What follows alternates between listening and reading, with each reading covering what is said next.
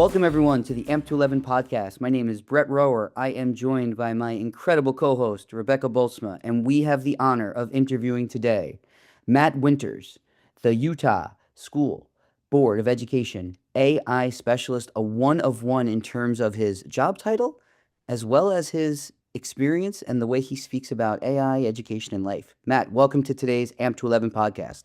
So excited to be here, Brett and Rebecca. Thanks for having me on. Absolutely.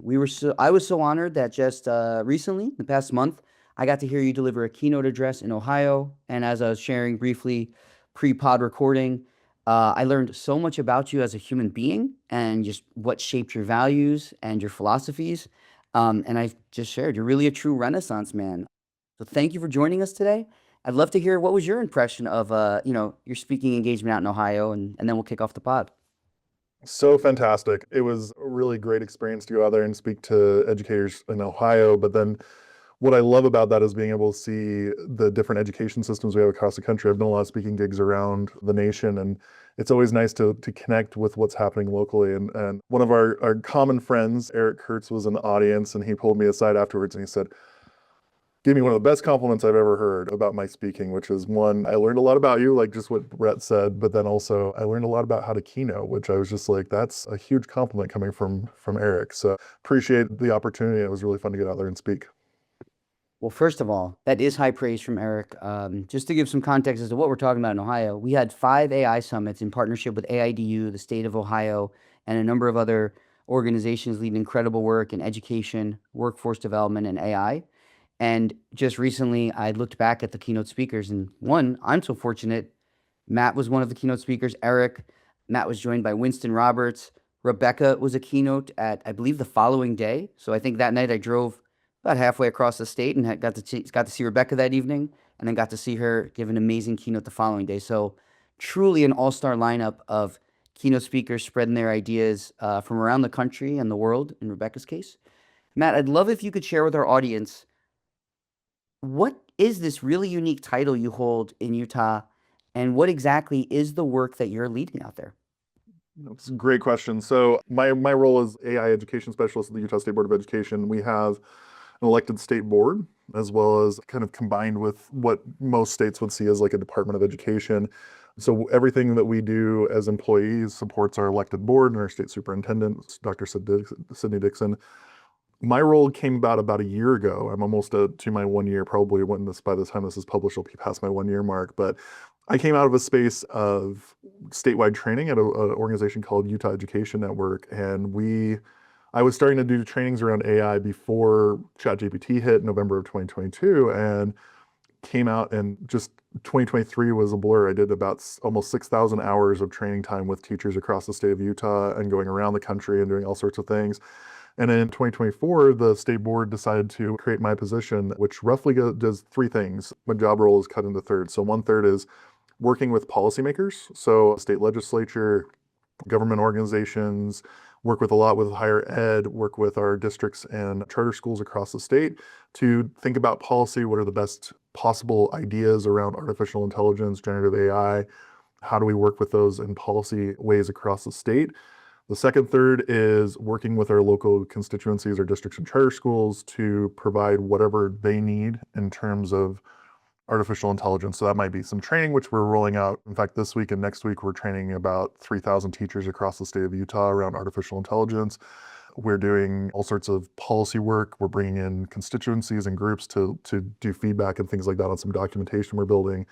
And then the third is actually internal training. So I'm the internal AI trainer for the State Board of Education, which we have about 450 employees. And we actually ran an AI summit last week that did some really great work with about 100 of our employees, which was really awesome. So that's kind of what my role is, but I do quite a few things across the state to help ensure that AI and generative AI goes the right direction for us in education. What do you, so far, right? 1 year in, first of all, kudos. And I want to make sure it continues to come out. And maybe if you want to speak about the fact that in Utah, you're doing, you have this unique role and the intersections you just said about all the different touch points you can have in education at the state level, and then how that trickles down to, schools. What do you feel like in year 1, and don't be humble, that you really are proud of? What are the biggest achievements you think you led at the statewide level that you think are going to, really push the work forward in year 2 and beyond? And what did you think maybe was the most surprising challenge, or maybe not surprising, but what are the challenges you've encountered that you really need to continue to push on? And maybe we'll solve them right here on the pod. Who knows? I love that perspective. I wish it was that easy. Like we could figure things out in half an hour. Although conversation's a good way to get things done. There's a couple things that I'm really proud of. One of the first initiatives, when I came into the role, I told the two leads that I had at the time, I can only plan out this job really for about 3 to 6 months in advance. Like AI is so changing and permeable and just so many things going on with it that if I say this is my 5-year plan, I'll erase half of that by the time I get to year 1. And so I said, here's a couple things I really want to do. Number one was run a series of AI summits, kind of like what you did in Ohio. We were a little bit ahead on a couple of things. And so what we focused on in those was data privacy and securing that teachers understand the importance of what data is being used, the importance of how that interacts with their classroom work and behavior. And so we had data privacy experts from the state board come out and present all over the state to almost 1,000 educators in different regions. Out of those summits, we actually collected a lot of data from internal conversations. So one of the things we did was, instead of having a main keynote at the beginning of the day, we actually had me talk for about 10 minutes, and then we gave them time to talk about the big questions that they had around AI and document those thoughts on big poster boards and Post-its. And usually those get, yay, we did that, and then recycle. What we did is we actually took all of those, took pictures of them, and then fed them to an AI. And AI was able to take all of those and synthesize them into actionable items that I needed to complete because this is what our community is telling us. So that's been my guiding light. And there's been two big things there's a lot of other ones, but there's two big ones that came out of there. One was teachers can see the importance of generative AI and they can see the change that it's making in their careers. They just can't see it yet in their content area and grade level. And so the reason for that is that there's no real repository out there of here's 50 lessons that are English language arts from 9th grade that a teacher can look at and go, oh, I could do that or that. I could manipulate that. I could change that up. And so one of the big initiatives that came out of that thought process and that need in my community, and that's, by the way, a need I'm hearing across the globe, it's not just in Utah, is we've been running a grant through a wonderful organization called Intermountain Healthcare. They're a HMO here in Utah. And one of the big things that they gave us in this grant was funding to provide professional development to teachers across the state. The 2,000 to 3,000 teachers that I pointed to just a few minutes ago, that's part of this group. And so what the teachers go through is a 1 hour in person, about 2 to 3 hours in a Canvas course. Then they write a lesson plan on their content area and grade level that either uses AI with students or teaches about AI with students. All of those lesson plans, and we can pay the teachers about $200 through Donors Choose for that work. And when they complete that, we're winding this down in September. And all of those lesson plans will go up into a repository that's OER, so Open Educational Resources. So any teacher across the globe can access that for free. And as far as we know, that's the first repository of its kind. And so we're trying to do a value add. The other thing that we're thinking about, the other thing that a lot of teachers are pointing to, is that we need embedded standards around AI in content areas and grade levels. We're going to be publishing in the next couple of weeks the world's first portrait of an AI-infused student and AI-infused teacher that will be a companion piece to our portrait of a graduate that our content teachers here in the state can use to go, here's what a good use of AI looks like in a grade level and area. And so we're going to build competencies around those in the fall and do that as a sister document. But those are all coming out of things that are big needs in our community. And that's really what I come back to, is listen to the community, see what they need, not just locally in Utah. That's a big part of my job, but also nationally, because if I can do something in Utah that influences the work in Ohio or New York or even across the globe, that's a big thing for me. Matt, we've talked a little bit about like what you do, but if I were to spend, let's say, a week with you, just shadowing you in your work, what do you think would surprise me the most about how you think about AI? Tell us a little bit about how you're viewing the world in this point in time. I don't use AI as much as I think most people would, and I'm a lot more kind of, I'm cagey about like what it's doing to our society. I was told by a few people after working with me for a couple of months, they were like, you're actually way less positive about AI, and you ask the big questions about what it's doing to our society. And that's something that I've been doing for a really long time. I'm a skeptic. I want to make sure that if we're going to use a technology, it actually does what it's supposed to appropriately. Like that's a huge part of this, and especially when we're talking about our K-12 students, like it needs to be doing what it should be doing. The other side of it is this is a new technology. Like it's a fundamental technology. Like I said this in the keynote, but like it's like electricity. It's going to be something that once we plug things into it, which in this case is a human, it's going to get really, really interesting over the next 20 years. But we have to remember that's a fundamental technology. And with that in mind, because it's so new, we don't have a body of research and work that really supports A, best practices in the classroom, and B, how it should operate in an educational system and whether or not it's actually providing validity. Now we're seeing some cases, like small groups of research studies, that are pointing to, yes, there is a net positive here if it's used appropriately. And that's the scaffolding that needs to be there. And there's some big conversations around that. And if you're interested, there's a great research repository put together by Chris Agnew over at Stanford that really has kind of dove into, here's all the research studies you could look at, and there's about 450 of them right now on there. So that's one of the things that I think a lot of people would not like assume about me, is that I'm really cagey about what this is doing. And I want to make sure that as we apply it to classrooms, that we pay attention to the research side and see if this is actually doing what we want it to do in terms of student achievement, student growth, personalized learning, helping students with disabilities, our multilingual learners, our gifted and talented. And if it's not, then we need to go back to the companies and who are producing this, because that's where we're seeing the push. Is this is they're owned by these major corporations, and say, hey, we need to figure out how to move this and get it to where we actually want it to be. And so that I think that would be one of the things that most people would be like kind of surprised by, is how I tend to push back on, AI positivity. I want actually AI skepticism. You know what? I think you and I have that in common. I feel like the more I've learned and researched, and as someone who researches AI ethics full time, my question for you is, what are kind of your top 3 biggest ethical concerns that you have to sit with on a regular basis that you're trying to navigate? And I know that's a blanket question, but there's no right or wrong answers. I'm always just curious what's on the mind of other people who understand the tech.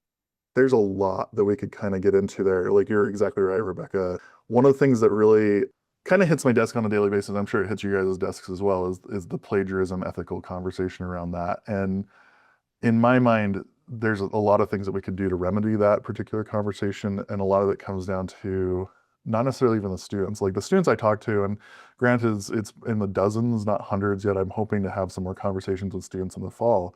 But every student has said basically the same exact thing about plagiarism and ethics for the student perspective, is that they know they're probably cheating with AI, but they haven't necessarily been told that they're cheating with AI until they get caught, and then it's a big penalty against them. And we're seeing in some of the court cases, like that's a problem, because if there's no policy in place at the classroom or the school or the district level, then that kind of causes some disparity for the student. And so that one's the one that comes up again and again with teachers. But a lot of times, I did a wonderful presentation with a group of our ELA teachers across the state about 2 weeks ago. And one of the teachers came up to me afterwards and she said, I was ready to riot when I heard we were talking about AI at this. And now I'm like, I've got this, like I can do this. And I'm like, yeah, you absolutely can. You just have to rethink a little bit of how you approach things.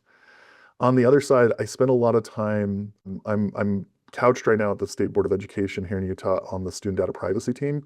I work with some people that do some wonderful work with national data privacy and student data privacy. And so we're constantly asking questions of what are the appropriate uses? What does it mean to have AI in the classroom? Is there a data privacy agreement? Those sorts of things in place. And when we talk to companies that want to work in Utah schools, the first thing I say is you got to have a DPA in place. If you don't have that, then we've really got to have that conversation first, or else I'm not going to introduce you or talk to anybody about your product, because I think that's such an important part of the AI landscape right now, that if we don't have that in place, then it's going to cause problems ethically almost immediately. And so that's been a large part of the conversation. Yeah, I think there's also this question ethically about human on the loop versus human in the loop. And if you're not familiar with that as a listener, human on the loop means that you're there, but the AI is making a lot of decisions for you. Whereas human in the loop, you're kind of checking every decision that comes through the AI. And with agentive AI that's coming up, where you can create an agent that's doing a lot of actions for you, building things, that's great. And it can really do some powerful things. But that means that if that's a human on the loop thing, if you're not in the decision-making process and you're working with students, then you may produce something that is objectionable content, that may be problematic, or you may even just straight up create misinformation from a teacher perspective. And that all creates an ethical standpoint that is really difficult to navigate. And if a teacher doesn't even understand the underlying technology, they're not going to understand the difference between being in the system versus being on the system. And that's a big thing that we're trying to reinforce in the trainings that we have here in Utah. Incredible. Thank you, Matt, for sharing all that. I actually want to circle back to something you mentioned before. One, it's so impressive that you're going to be unrolling this portrait of a student with AI, portrait of a teacher with AI. And I love this idea of a repository of lessons. In getting to hear your keynote, you shared so many personal stories about individual students that had a great impact on your life in the classroom and beyond. I'm curious, like, what is the guidance or advice you're going to give? So I'm a teacher in another state, and now you have these great lessons that teachers are uploading, and it's good to hear they're getting some sort of stipend and compensation for that work. What guidance are you going to give to someone like me who finds that and it is relevant to my subject and my grade level, but as you know, personalization for the exact students or maybe the school district priorities, instructional focus of that school? How does someone really go through that process? What are some tips and tricks you might be giving to teachers on how they could use AI to further refine those really great lessons and make them personalized for their students? What do they need to do or know or navigate?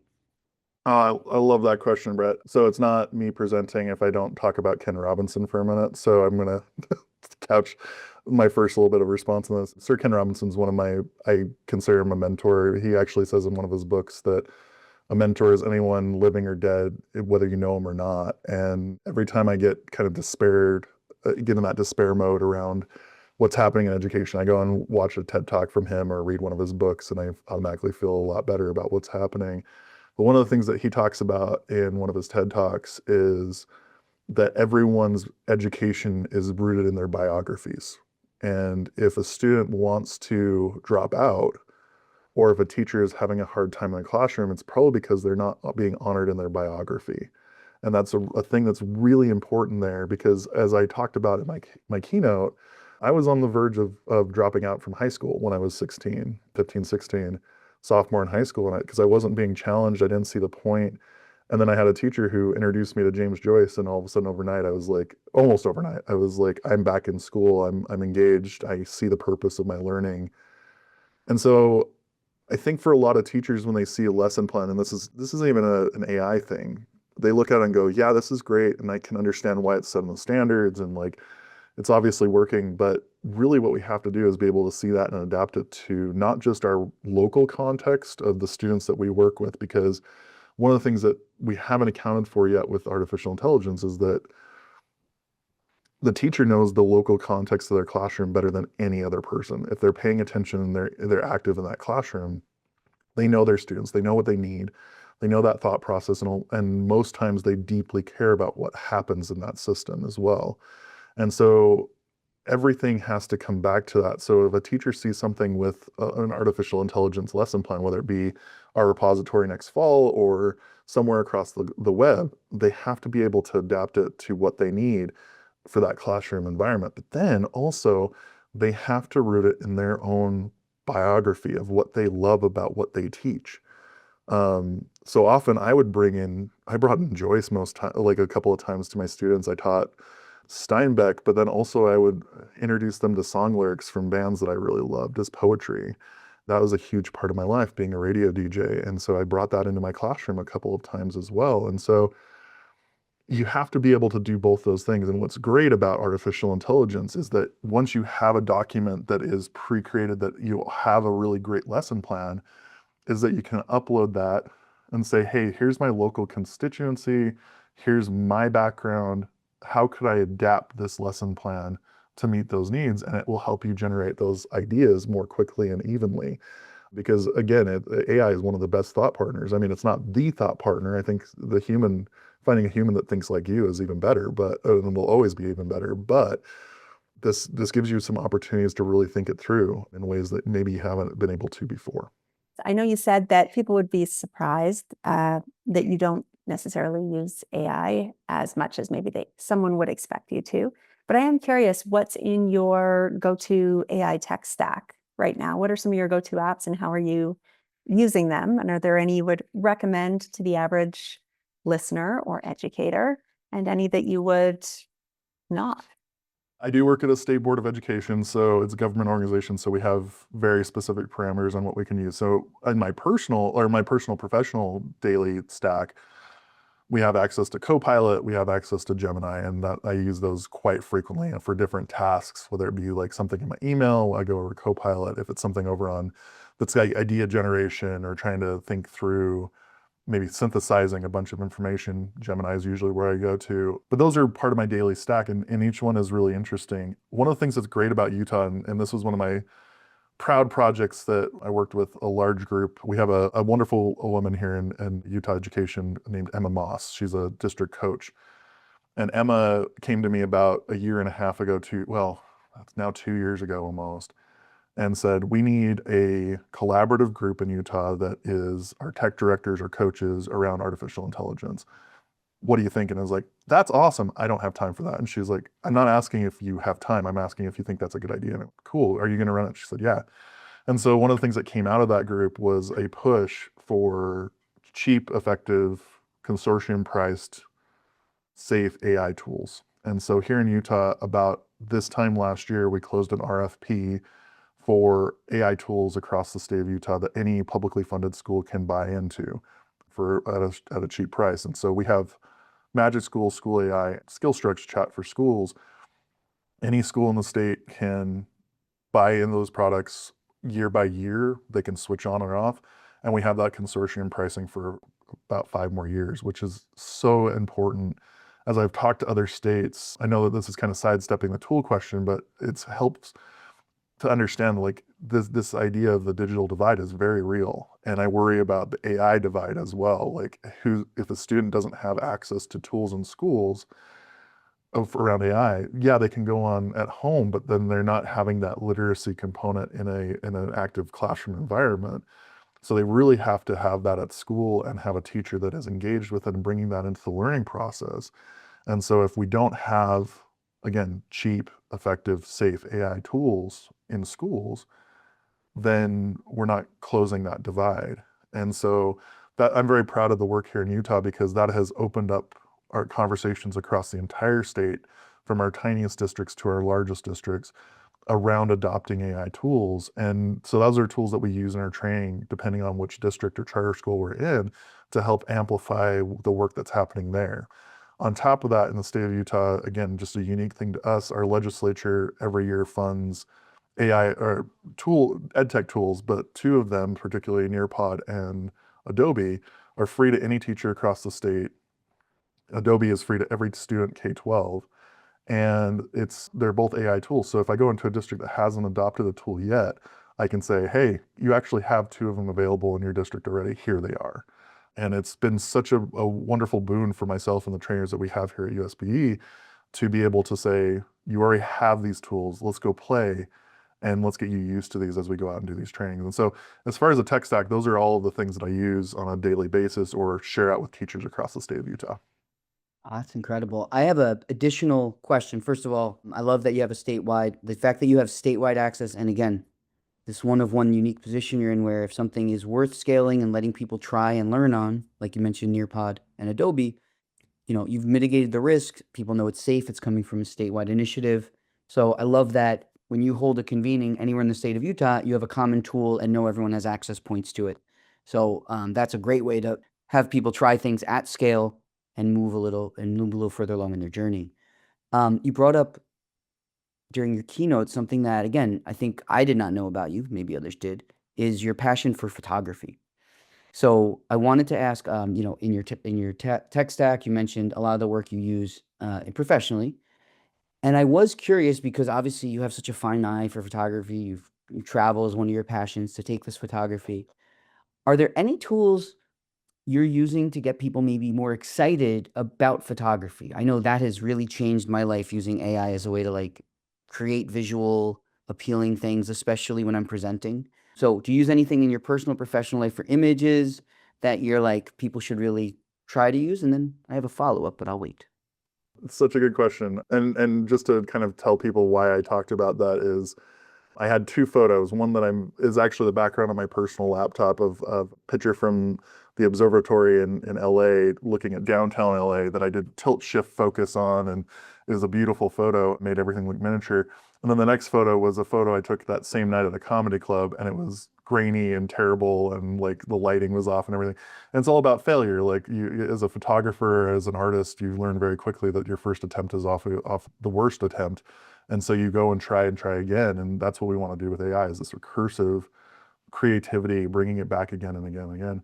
So in terms of my own practice, and sadly it's been a busy year, so I haven't had as much time to do photography as I would like, but a lot of it comes back to Adobe. I've long been using their suite as a way to kind of adapt my photography and generate things and make them look even more interesting. When I was a yearbook teacher in my old junior high, it was right when Adobe was trying to put all these tools into place around AI, about 2019, 2020. And one of the things they came out with was a ager de-ager AI tool. And so I gave my students a picture of me, and and by the way, if you're ever a photography teacher or a yearbook teacher, make fun of yourself. It's one of the funnest things you can do with those kids. Give them a photo of yourself and see what they can do.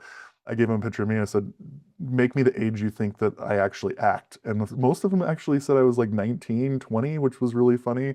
And they made me look like I was like bright-eyed and bushy-tailed with this like weird gray beard. And so getting that into students' hands has been really exciting. But yeah, I come to Adobe a lot and think through what that looks like. But I think there's some big questions around photography and creativity and provenance and image creation. And when we talk about AI image generation or now video generation through like VO3, it's getting so good and so accurate that it's going to reroute and change how we think about creativity, and human creativity versus AI creativity, or that mix between the two, is going to be really interesting over the next couple of years. I'm curious, Matt, is there a book or a movie or a podcast that looking back, you feel like has really shaped how you think about your job, your role today, even if it has nothing to do with AI, or maybe it does, but what's something literature-wise, because it sounds like that is something that you are very familiar with and interested in, that you feel like has shaped kind of who you are right now at this moment in our AI moment in time?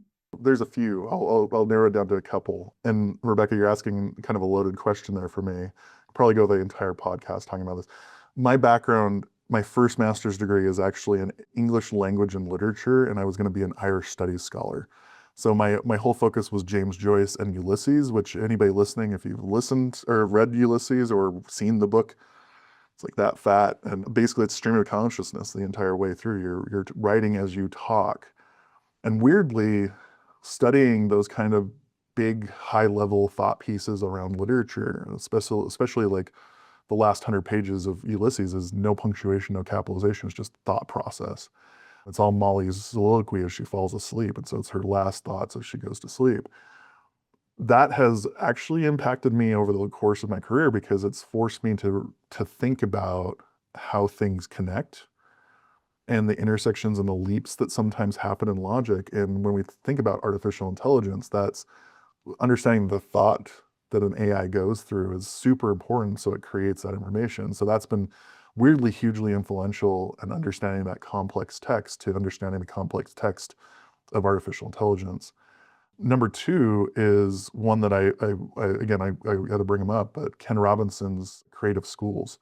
came out in the early 2000s.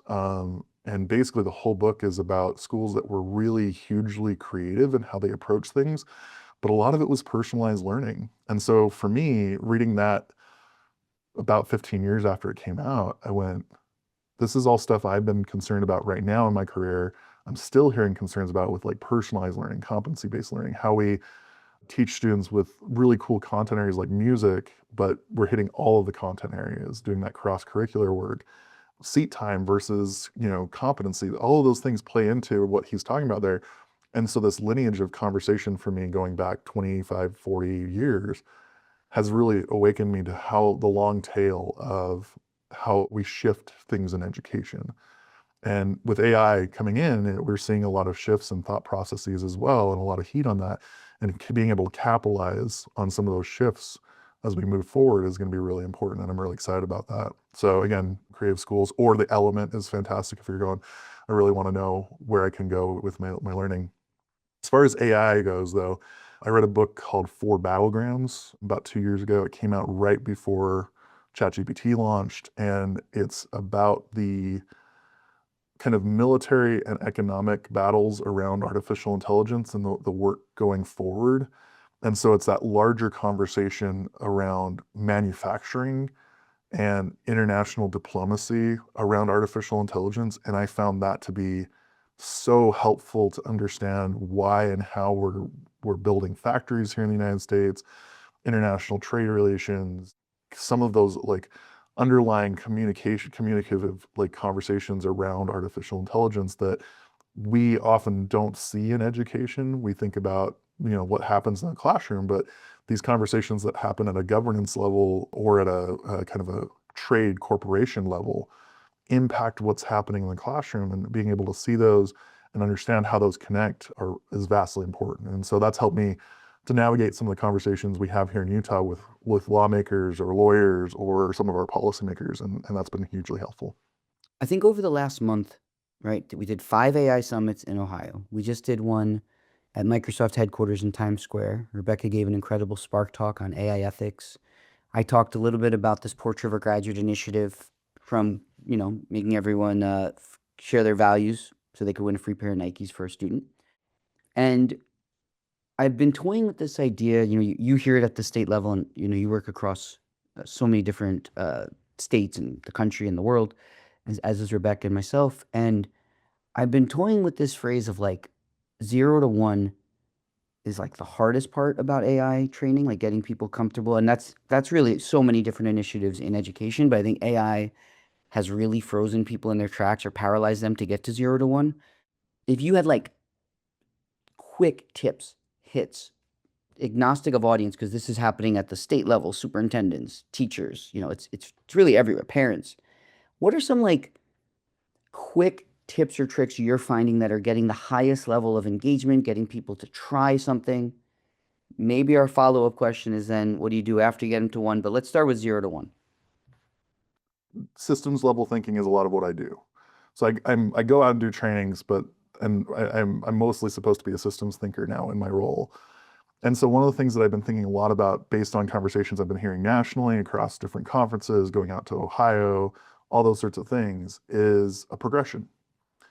When we talk about an educator who's going from 0, no AI knowledge, maybe they've heard of it, maybe they've been influenced by it, they've seen ChatGPT, that sort of thing, just very casual, to actually implementing in the classroom, there's a progression that happens there fairly naturally that's so far been very invisible, and I'm trying to talk about it a lot with people. The progression is they start out with productivity.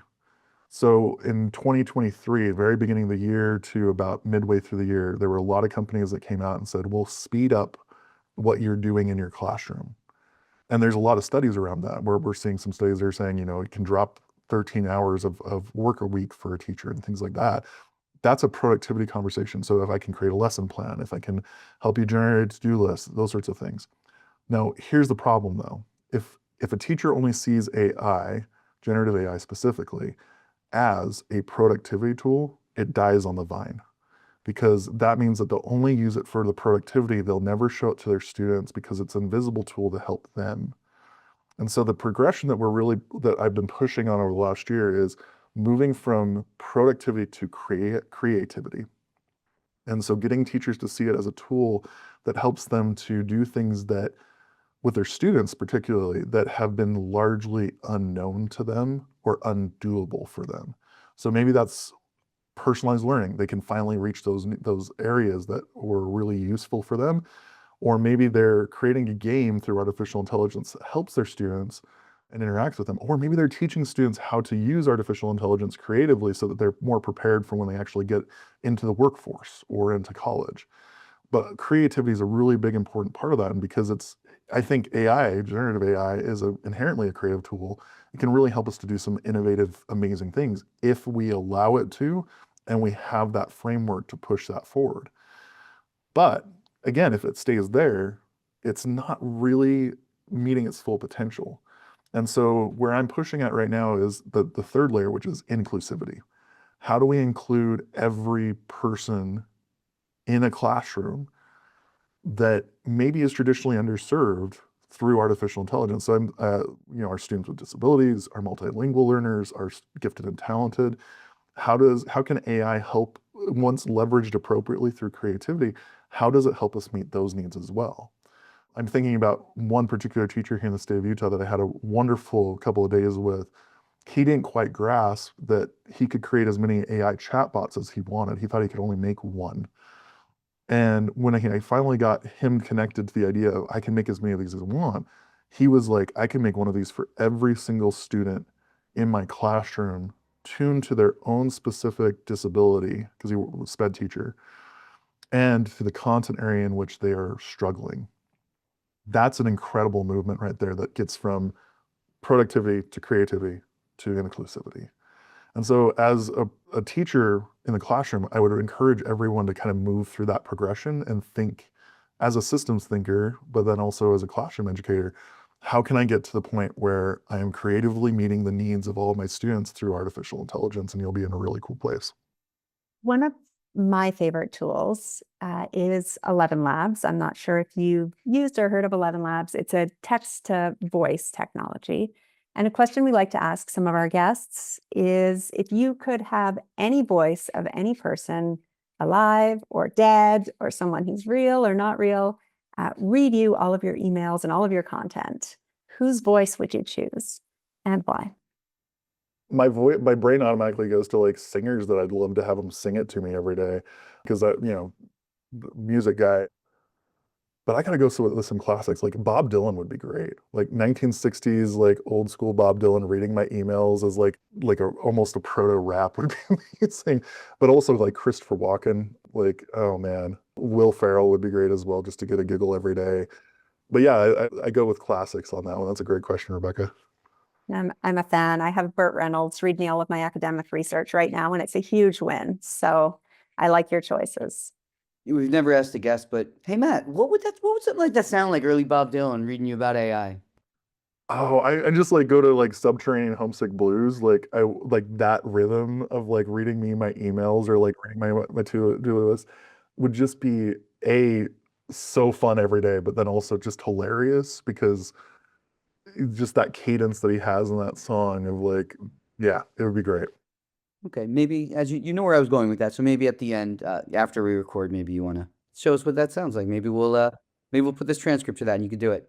I can do my best Bob Dylan impression for you, which will be awful, awful. So, guests, listeners, either you're welcome or I'm sorry that you're missing it, or you're welcome that we're not playing it. Now, we got two last questions before we get you back to your important work. One of them is a twist that came from one of our listeners, one of our most recent guests. So you, Matt Winters, get to ask a question to me and Rebecca. You get to be the temporary host of the AMP211 podcast. It could be one question for both of us. It could be a separate question for each of us. So you're on the hot seat. I'll execute wait time, and when you're ready, take it away, host. So my question, I think this is a really important thought process for us to get in, but what would you want a student who's graduating this year to know about artificial intelligence if you could only tell them one sentence, what would it be? Great question. Me personally, I would want to have them unlearn or uninternalize that message that AI is bad and they should not be using it and that it's cheating. That would be my message. I would instead encourage them to lean in, figure out how to use it strategically as a partner and a thought partner and an assistant instead of to replace their work they're doing. But I feel like a lot of the messaging that's come out in education specifically over the last couple of years is that it's bad and wrong and cheating and shouldn't be used. And I'm not a huge fan of that particular message. So I think that would be the message. And that's the message I share with my own 4 kids who are in college all the time, is to learn how to leverage it strategically. I just did a workshop last week for a group of really high-performing Black and Latinx students in the New York region in Stamford, Connecticut. And many of them, what I noticed immediately is these are incredibly high-performing students. They're going to top internships around the country. And same way they've learned so many different ways to navigate systems, navigate academics, navigate society, I'm actually pushing them to think, okay, this is your next tool. How are you going to navigate it? What has worked best for you to be successful? How would you grapple with it? So I think one thing I would highly recommend is, no matter where you are in high school, college, or beyond, is figure out your comfort level so you can keep getting further along past your zones of discomfort. So for many of these students, while we started the day, everyone said they typed into ChatGPT. Virtually every single one of them, by the end, on the free version of ChatGPT, were talking to it. And they were like, that's what I left it with. So figure out how you work best. And then the next thing I was teaching them was, when you don't know something, what role do you need it to assume to help you think through a problem? And then what context you need to provide it. So the same way if you were going to a friend, a parent, a guidance counselor for advice, what do you need to make sure they know going in so that they can actually be a helpful person? And how do you kind of role play with an AI tool so that you're getting the support you need in that moment? For anybody who's been a fan of pop culture lately or is familiar with Utah, I'm curious about your swig order. If you are into the dirty soda trend and what your order at Swig is. Swig is like a soda shop culture that is in Utah. It's being popularized right now by a new reality show on Hulu. And I am personally a huge fan, as I come from a similar type pop culture, but I'm wondering if that's somewhere you go and if you are a fan of the dirty sodas and what your go-to order is. Oh man, Rebecca, that's such a good question and such an unexpected question. So for those of you that are outside of this, a dirty soda is basically you take the soda, so like a Coke or a Mountain Dew, and you add a bunch of other flavored syrups to it and or milk or cream or like all sorts of stuff to basically take it to 11. Some of them are really good. Some of them are not good. Mine, and it's always been like this. Like I've tried a lot of them. It's a big thing at conferences to bring it out here in Utah. So like you'll often see like soda bars. I'm just a cherry Coke kind of guy. Like I just love a good cherry Coke, put some maraschino cherries in it, I'm good to go. And so that's really all I order when I go to any of those. But I'm trying to cut down because it's not good for you, surprisingly. Especially those 44-ounce dirty sodas, right? Yeah, I was trying to explain to somebody like in the New England area, we don't have Dunkins here, we have soda shops. And that blew their mind. Like you just go to a soda shop instead. Well, for anyone else who's listening, if you ever want to try it, get some coconut creamer. This is my go-to coconut creamer at the grocery store. Add it into a Diet Coke, Diet Dr. Pepper with fresh squeeze of lime or some raspberry syrup, and it will change your life. Brett, don't make that face. I'm telling you, it will change you forever. Okay, so first of all, our producer has put in the comments, yuck. My face only changed because I went to ChatGPT and typed in what is a dirty soda. And it was when it said soda mixed with flavor syrups and a splash of cream or half and half. Now, I will tell you right now, as an adult, let's just, for loose term. But when I was a kid, actually something, I think this kind of was similar to to a dirty soda was, I really enjoyed root beer with a little bit of milk in it. Brown cow. I guess, that was. I'm telling you, you've been Yes, primed. it was You've been very good. primed.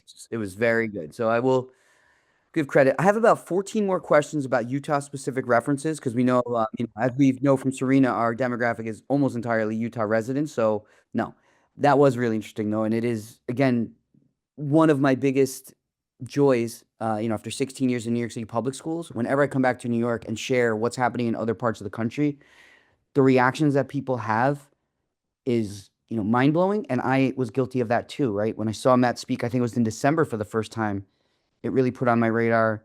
Utah is doing this incredible state level work. Ohio, Hawaii, there's so many places you don't think of as potentially the hub of innovation that are just leading incredible things. So it is great to learn more about the culture because you all are leaders in this space. All right, Matt, we are going to take you out. It's a two-part question. The first question is, you're leading all this incredible work. You are sharing some of this at upcoming conferences and events. So one is, I'd love if you could share a little bit more about where people can maybe interact with you if you are traveling around the country or the world in the near future, June, July, August, this summer. And then the last question we always leave is, we talk a lot about, in solving problems in AI and education, we need a great team. So we always use the Ocean's 11 analogy, right? You're about to pull off the heist of reforming education in America. Who are your, one of one geniuses that have to be part of your crew you're assembling? By no means does it have to be 11, but, after you speak a little about yourself and where you're going to be, feel free to shout out any and all people that folks here need to know about. Awesome. So online, you can check out schools.utah.gov. There's AI stuff, my contacts on there, but then also I'm on LinkedIn. I'm easy to find if you're watching this. My beard is a little more grayer in this picture than it is on my profile pic, and I probably need to update that. I literally took my profile pic on LinkedIn a month before COVID, and so I didn't have the gray beard. So this is my COVID streak right here, which is great. So as far as where you can find me and upcoming conferences, I'll be at ISTE ASCD in a couple of weeks at the end of June. I'll be hopefully going to MassQ in Massachusetts in October, EdTech Week in New York City shortly after that, FETC. I always try to go South by Southwest, but next year, and I got a point, and this is kind of my transition, right here is the award that we won at ASU GSV up there on my shelf. We won the Educational Award for Impact across the globe for the work we're doing here in Utah. And so that points to my team. That is an award that I get to hold in my office, but it's for the entire Utah State Board of Education around the work we're doing with artificial intelligence. And that's thanks to a wonderful person named Sarah Young, who put us in for the award and brought me along, thankfully, for that project. Utah is a really unique space. And one of the things that makes us really unique here is we are very collaborative. And so I absolutely love being able to bring along the people that I love working with here. So I've got to point to Emma Moss again, who is a wonderful educator in Canyon School District, who look at her work. She is doing amazing stuff around quantifying and then also documenting the work that she's seeing in classrooms around AI. And so she has some of the best examples of how to work that through. We have a team of 7 educators that work under her as our trainers across the state, and they're indispensable. I could take the time and name all of them, but that would be counterproductive. So just thanks, guys. Thanks, everyone on that team. My state superintendent, Dr. Sydney Dixon, is amazing, as well as our incoming superintendent, Dr. Molly Hart, is amazing as well. And nationally, I've long hung out with a wonderful educator named Dan Ryder from Maine. Did design thinking with him, done some wonderful things with Dungeons and Dragons and creativity, and Jackie Gardy from DC, and one of my favorite people in education, Kim Zajac from Massachusetts. She and I have conversations almost every single day about what's happening with AI, specifically around students with disabilities. And I just always shout out her work because she's doing amazing things as well. Those are kind of the people I always go to, but there's so many others. There's so much good work happening here in the United States, but also across the globe around AI. And I'm just really lucky to be a part of the team that's really pushing this conversation forward.